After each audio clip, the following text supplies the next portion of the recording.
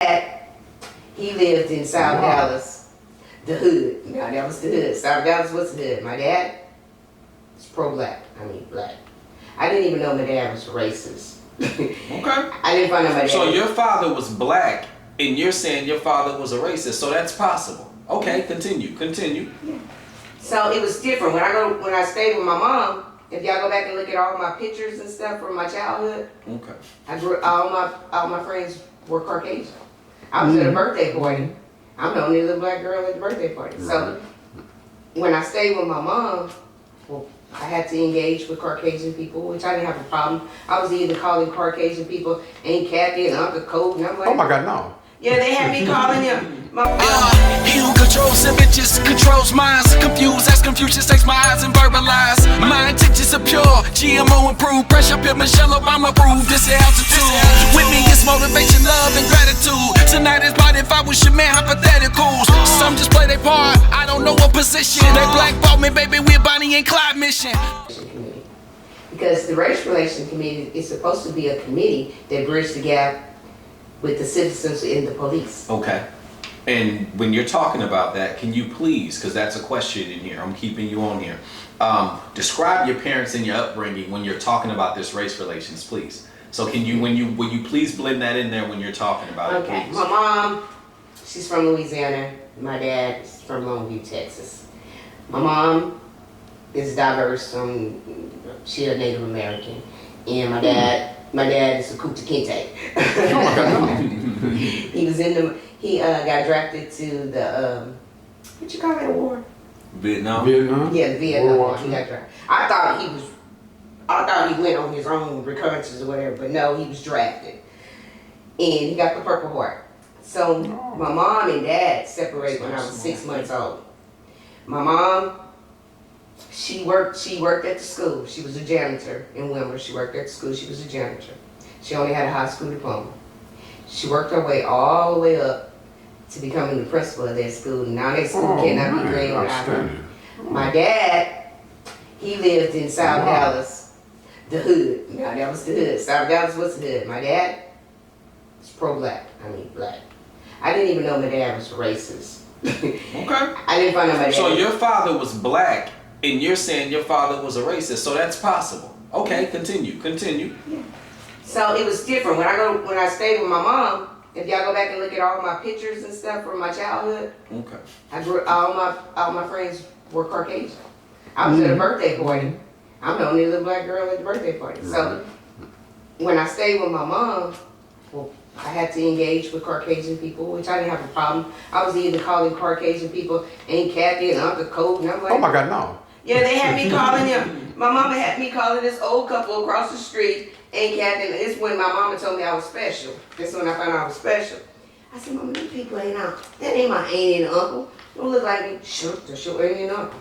I was like, okay, so, all right, aunt. And so every day I would get off the bus and get in, hey, Aunt Kathy, Uncle Colt, they be waving. And then when I go to my dad's house, now he wasn't playing that everything black over here. You better not talk to them police. Get that candy back to that police. Don't you be going over there and talk to them McGruff dog. Daddy the dog? Yeah, the police are not your friends. So it was just, when I'm in my mom's house, it's peaceful. When I was at my dad's house, it was peaceful, but it was different cultures. It was different cultures. So I had to like change and switch and adapt. That's So, why I can adapt. You relate to all races is what you're saying. So you decided to go to the none other than the race relations meeting. Right. So you were going into that, and I wanted you to describe that to people because people don't know where you come from. They probably think you got two pro-black parents. You know, because you quote unquote you act like it, and people don't understand. Most pro-black people don't even have pro-black parents. Most people don't even know that, or both aren't, should I say. It's always kind of an imbalance. We choose a side. We choose with both parents where we want to go, what we want to be, what we want to pick up. So if you'll please keep on about that race relations committee. I know I curved you, but it's important. It's important to your story. And Hispanic people came there too, because my brother, he loved the Hispanic women. He had so many, and so I got a bunch of Hispanic nephews and sister-in-laws, and so we just all got along, and Indians, because my mom, my grandmother, and my grandfather. So I got involved with the race relation committee out here because I seen the division in here. It's a division in law. Okay. It's a division. They do. They have cliques. They got this clique, this clique, this clique, this clique. They make up one big clique. And when I heard about the race relations, where they was going to bridge the gap with the African American community, with the police and everything like that, because at that time there was some killings going on out here in Lawton.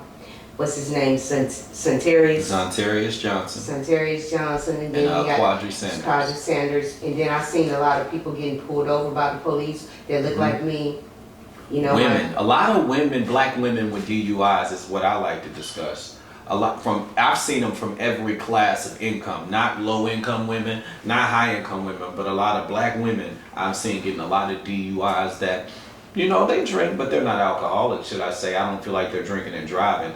And they've had conversations where they would tell a cop, you know, hey, you were out at the bar, you know, yeah, I had one beer, you know. I'm not gonna lie to you, I went to the bar, I had one beer, and they'd end up arrested after all of the tests passed and everything. So yeah, go ahead. I just like to always put those nuggets in there. And so, you know, I'm a person, I'll hang around with anybody. I'll hang around with the lowest of the low and the highest of the high, because I don't care. As long as we have good conversation, good dialogue, and we have fun.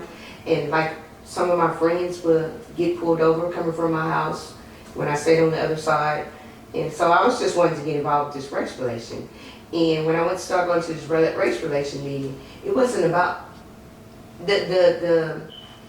what you call it, when you make a committee, and the purpose was not being done. Purpose. The purpose of the committee was not being done. Purpose. They were in there arguing about just nitpicking things. They weren't talking about the citizen. They were arguing among themselves about themselves.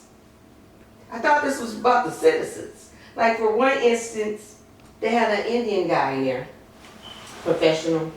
He works at Cameron. And he was in there telling his story that he didn't want to be called indigenous. He wanted to be called something else. Okay, And so, and I'll say, we got indigenous, we've got Native American, we've got, what you got? Indian? Indian. Those usually are the three: indigenous, Native American, and Indian. So I'll give those three. So and we he was have sitting that. on the board. Right. And he didn't want to be called that. And he was telling the people. Indigenous specifically. Yeah, he didn't want to be called that. And he had a whole page of why he didn't want to be called that. And he specializes in this, and he wanted to be called this certain name. A certain person, a council person, stood up and said, we nitpick about anything. If we nitpick about what we want to be called, we'd be here all day. I just answer to anything. And you know, they can call me black, they can call me African American, I'm going to answer to that. And I looked at the man, and I looked at the president, which was Pastor Donald. Haters had a hell of a label. Dinner the next night, imperfect off the wine. I got the